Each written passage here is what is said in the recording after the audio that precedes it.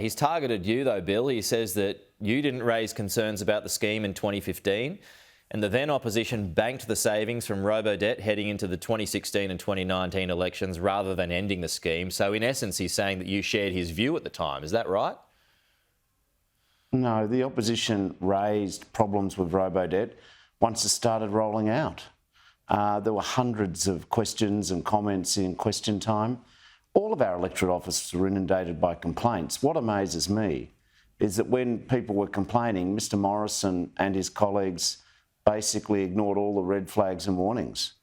You know, Mr Morrison's version of history is that we're all co-conveners when he was Treasurer and when he was Prime Minister. That wasn't the case. Right, so you didn't bank the savings? No, in terms of the budget papers that were presented by the then government, sure, the opposition didn't know that the government was just making stuff up and didn't have lawful authority.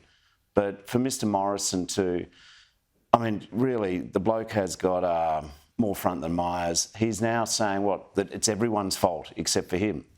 He blames his department. He blames the Department of Human Services.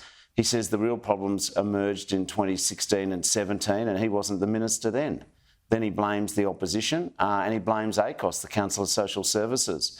In Mr Morrison's world, he's like this blame-free factory. No blame attaches to him. It's remarkable.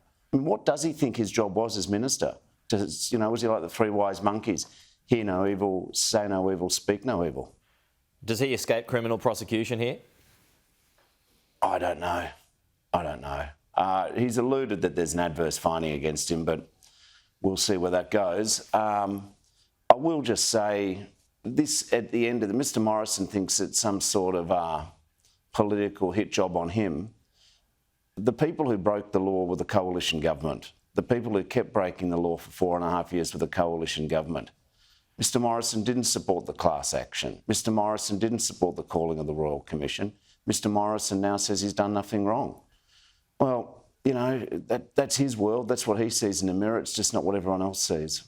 OK, Bill Shorten, we're out of time, but appreciate your time this morning.